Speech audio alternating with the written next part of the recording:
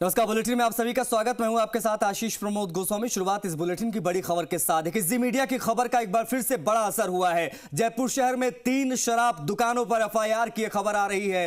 रात 8 बजे के बाद शराब बिक्री के चलते मुकदमे दर्ज हुए हैं। जयपुर शहर जिला आबकारी अधिकारी की कार्रवाई दिखाई दी है। जी मीडिया के स्टिंग ऑपरेशन के बाद विभाग की कार्रवाई हुई है। जी मीडिया ने स्टिंग ऑपरेशन में दिखाया था शराब की दुकानों का रात 8 बजे के बाद खुलना। शराब दुकानों से मदिरा बिक्री का सच हमने दिखाया था आपको। 10 जनवरी को दिखाया था रात बाकी बंद मैखाने साकी। जांच हुई। जांच के आधार पर आबकारी विभाग ने दर्ज किया मुकदमा। टोंक रोड पर लाइसेंसी बाबूलाल चौधरी की शराब दुकान, वीर तेजाजी सर्किल धोलाई स्थित लाइसेंस संतोष देवी महारानी गार्डन स्थित लाइसेंसी और रणवीर जाट की शराब दुकान, तीनों दुकानों के खिलाफ आबकारी अधिनियम में मुकदमे दर्ज। अधिनियम के नियम 58C के तहत दर्ज किए गए मुकदमे आबकारी आयुक्त ओम कसेरा ने दिए थे सख्त कार्रवाई के निर्देश। और खबर का असर आपके सामने। काशीराम हमारे सहयोगी सीधा लाइव कनेक्ट हो रहे हैं, उनसे बातचीत करेंगे। काशीराम, हमने खबर दिखाई, खबर का असर हुआ। कितनी शराब की दुकानों पर कार्रवाई का डंडा चला है, बताएं खबर। जी आशीष, देखिए जी मीडिया ने ये स्टिंग ऑपरेशन दिखाया था रात बाकी बंद मैखाने साकी, और इस खबर के बाद आबकारी विभाग ने इन शराब दुकानों की पड़ताल शुरू की और इसकी जांच की गई। और जांच के आधार पर 3 जो शराब दुकानें हैं उनके खिलाफ आबकारी अधिनियम के तहत मुकदमे दर्ज कर लिए गए हैं। ये जो 3 दुकानें हैं, जिन हमने 5 दुकानों का स्टिंग ऑपरेशन किया था, उनमें से 3 के खिलाफ मुकदमे दर्ज हो चुके हैं और बची हुई 2 दुकानों के खिलाफ उनको भी नोटिस जारी किए गए हैं और उनसे जवाब मांगा गया है। तो ये जो दुकानें हैं जिनके खिलाफ आबकारी अधिनियम के तहत मुकदमे दर्ज किए गए हैं, वो एक दुकान टोंक रोड पर है जो कि यहाँ ध्रुव होटल के सामने है और लाइसेंसी बाबूलाल चौधरी की ये दुकान है।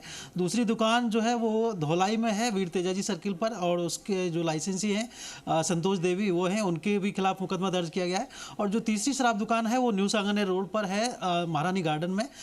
यहाँ से भी अवैध रूप से शराब बिक्री हो रही थी रात 8 बजे बाद। तो 3 शराब दुकान जिनको कि जी मीडिया ने अपने स्टिंग ऑपरेशन में दिखाया था और खुफिया कैमरे में इनके जो विजुअल हैं वो कैद किए थे कि रात 8 बजे बाद किस तरह से शराब बिक्री होती है। तो उस आधार पर आबकारी विभाग ने पूरी जांच की और उस जांच पड़ताल के आधार पर ये कार्रवाई की गई है। आबकारी आयुक्त ओम कसेरा ने जी मीडिया के स्टिंग ऑपरेशन के बाद जो संबंधित जिला आबकारी अधिकारी हैं जयपुर शहर के प्रवीण कुमार चौधरी, उनको निर्देश दिए थे कि इस मामले में जांच की जाए और जांच के आधार पर कार्रवाई की जाए।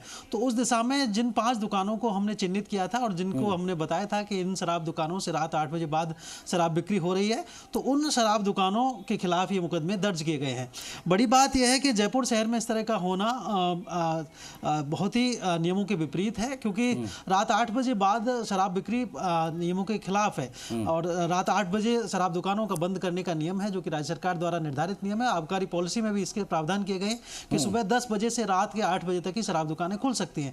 लेकिन शाम 8 बजे बाद किस तरह से शराब दुकानों के जो मोखले बना रखे हैं, छेद बना रखे हैं, उनके जरिए किस तरह शराब बिक्री होते हैं, ये हमने इस स्टिंग ऑपरेशन में उस दिन दिखाया था। और जो जैसे अलग अलग बाकी हुए थे हमारी टीम के साथ, जब हमने टोंक रोड पर जब ध्रुव होटल के सामने जो स्टिंग ऑपरेशन किया था, जो लाइसेंसी बाबूलाल चौधरी की दुकान है जिसके खिलाफ अभी मुकदमा दर्ज हुआ है, उसमें वहां पर एक व्यक्ति था, उसका जो सेल्समैन था जो लाल कलर के कोट में और दिख रहा था हमारे स्टिंग ऑपरेशन में, वो बाकायदा शराब दुकान जो खरीदार है उनसे पैसे ले रहा था बाहरी दुकान के बाहर खड़ा होकर के, और दुकान के नीचे एक उसने छेद बना रखा था, उस छेद में से बाकायदा ग्राहकों को तुरंत ही डिलीवरी भी दे रखा था। ये सब विजुअल जो है हमारे काशीराम हम तस्वीरें इसी तरह हम तस्वीरें जो है इस वक्त दर्शकों को दिखा भी रहे हैं कि किस प्रकार से जो है दारू बेची जा रही थी नियमों का उल्लंघन करते हुए। क्या माना जाए, सिर्फ 5 नहीं ऐसी 25 दुकानें हो सकती हैं जहां पर अगर जांच हो सही से तो ये सब ऐसा करते पकड़े जाएंगे। जैसे आपने ठीक कहा, जयपुर शहर में बहुत सारी दुकानों से रात 8 बजे बाद शराब बिक्री होती है और जी मीडिया बीच बीच में इस तरह के सामाजिक सरोकार निभाता आया है, जिसमें कि जो अवैध रूप से काम हो रहा है, जो नियमों के विपरीत हो रहा है, उसको हम खुलासा करते हैं, अपनी जिम्मेदारी का निर्वहन करते हैं। उसी दिशा में अगर आबकारी विभाग भी सख्ती से कार्रवाई करे, जांच कराए सभी दुकानों की, तो निश्चित रूप से और ज्यादा दुकानों में इस तरह के मामले सामने आ सकते हैं। और जिन शराब दुकानों को हमने दिखाया था, हालांकि उनकी आबकारी विभाग ने पड़ताल की, उनकी जांच कराई, निरीक्षकों के जरिए आबकारी निरीक्षकों को मौके पर भेजा गया, उनके जरिए पुष्टि पुष्टि करवाई गई और उसी आधार पर ये मुकदमे दर्ज हुए हैं। अब इन मुकदमों में जो है आबकारी आयुक्त के स्तर पर ही बड़े स्तर पर इन पर जुर्माना लगाया जाएगा। वो जुर्माने की कार्रवाई भी होगी इन शराब दुकानों पर। इनके खिलाफ जो इनके संबंधित जो सेल्समैन जो इसमें दोषी है उनके खिलाफ भी कार्रवाई की जाएगी। तो वो सब कार्रवाई अभी होना बाकी है। आपने ठीक कहा कि जब अगर और शराब दुकानों पर सख्ती से चेकिंग की जाए, आबकारी विभाग के जो अधिकारी हैं, कर्मचारी हैं, वो अपने स्तर पर स्वतः ही अगर चेकिंग करेंगे तो निश्चित रूप से बड़ी संख्या में ऐसे मामले सामने आ सकते हैं। और अगर सख्ती की जाएगी तो कहीं ना कहीं जो 8 बजे बाद बिक्री का जो ट्रेंड है वो खत्म भी हो सकता है। जैसा कि पूर्ववर्ती गहलोत सरकार के समय जब मुख्यमंत्री अशोक गहलोत ने सख्त निर्देश दिए थे तो कुछ समय के लिए शराब बिक्री रुकी भी थी। तब ये निर्देश दिए गए थे कि जो भी अगर इलाके में अगर शराब बिक्री पाई जाएगी रात 8 बजे बाद तो संबंधित थाने के जो एसएचओ हैं, जो पुलिस अधीक्षक हैं, उन पर कार्रवाई होगी, उनको निलंबित किया जाएगा। तब उस दौरान कुछ समय के लिए शराब बिक्री रुक भी गई थी। तो इसी तरह की अब सख्त काशीराम ये जो स्टिंग हमने किया था, इस स्टिंग में जो व्यक्ति शराब दे रहा था नीचे से निकालकर, जिसने एक छोटी सी जगह बना रखी थी जहां से बोतल को पास कर रहा था 8 बजे के बाद दुकान के शटर गिरा के, क्या ये एक तरीके से देखा जाए तो ब्लैक में शराब दे रहा था, महंगे रेट पर दे रहा था? क्या ये भी एक पहलू निकलकर सामने आया था?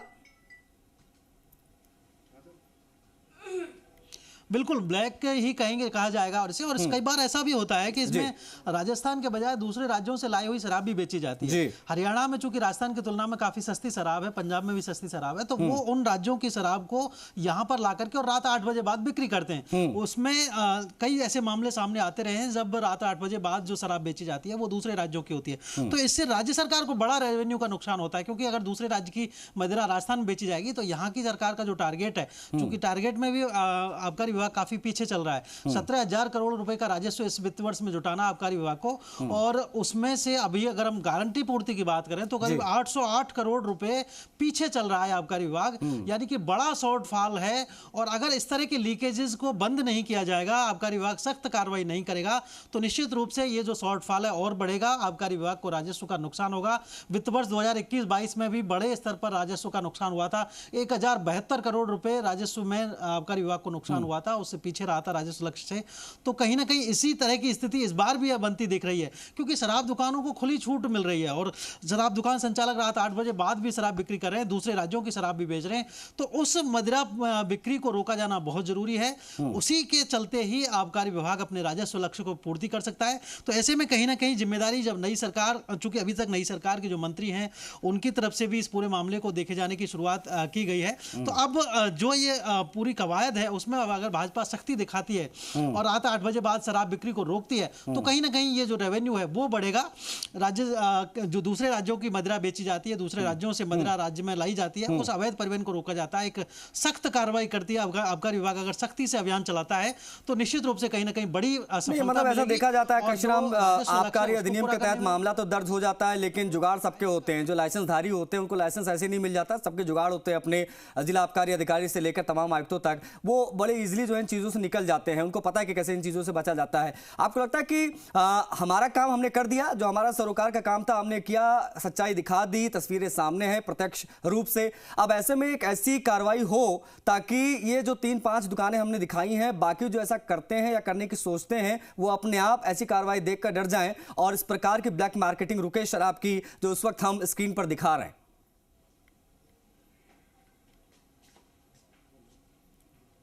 जी बिल्कुल, जरूरत तो इस बात की है कि आबकारी विभाग अपने स्तर पर भी इस बारे में सतर्कता बरते और जिन दुकानों पर नियम तोड़े जा रहे हैं, जिन दुकानों पर रात 8 बजे बाद शराब बिक्री हो रही है या सुबह 10 बजे से पहले भी बहुत सारी दुकानों से शराब बिक्री होती है, जल्दी सुबह कोई लोग दुकान वाले शराब बिक्री करते हैं। इस तरह से दुकानों के नीचे से, शटर के नीचे से छेद बना रखे होते हैं, कई जगह दुकानों के पीछे की तरफ छेद बना रखे होते हैं।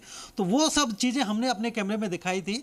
और धुलाई की एक दुकान का हमने एक वीडियो भी दिखाया था जिसमें कि शराब की दुकान बंद है और उसके ऊपर एक छेद बना, पीछे की तरफ एक छेद बना रखा है और छेद के ठीक ऊपर उन्होंने QR कोड भी लगा रखा है, यानी कि आप ऑनलाइन पेमेंट करिए और रात 8 बजे बाद भी धड़ल्ले से शराब ले जाइए। तो इस तरह के विजुअल भी हमने अपने दर्शकों को दिखाए थे और आज आबकारी विभाग ने हालांकि कार्रवाई भी की है, उन दुकानों के खिलाफ मुकदमे दर्ज किए हैं। लेकिन आपने ठीक कहा कि बाकी दुकानों पर भी स्वप्रेरणा से प्रसंज्ञान लेते हुए आबकारी अधिकारियों को जांच करनी चाहिए, उन पर सख्ती करनी चाहिए, क्योंकि कहीं ना कहीं राजस्व का नुकसान भी होता है, नियम तो टूटते ही हैं। और ऐसी शराब दुकानों के सामने रात 8 बजे बाद भी जब भीड़ लगी लगी रहती है जी। तो महिलाओं का सुरक्षित रूप से निकल पाना भी मुश्किल होता है, क्योंकि ये जो शराब दुकान संचालक होते हैं इनके आसपास ही फिर जो शराब पीने वाले लोग हैं उनके बैठने की जगह भी मिलती है, उन जगहों पर भी लोग बैठकर शराब पीते हैं, तो उस जगह से गुजरना भी महिलाओं के लिए बड़ा मुश्किल होता है। तो महिला सुरक्षा का भी मुद्दा है, राजस्व के नुकसान का भी मुद्दा है, और भी नियम कायदों कानून का तो मुद्दा है ही निश्चित रूप से। तो इन सब मामलों में आबकारी विभाग को सख्त होने की जरूरत है,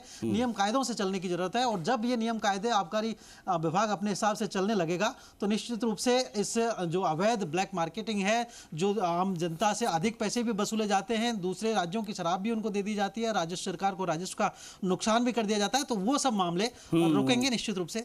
बेहद महत्वपूर्ण ये विभाग है राजस्व के लिहाज से अगर देखा जाए, लेकिन अगर इस प्रकार से जो है लूप होल रहेंगे तो नुकसान तो उठाना पड़ेगा, और हम लगातार ऐसी खबरें जो है वो दिखाते रहते हैं। बहुत शुक्रिया काशीराम आपका इन तमाम महत्वपूर्ण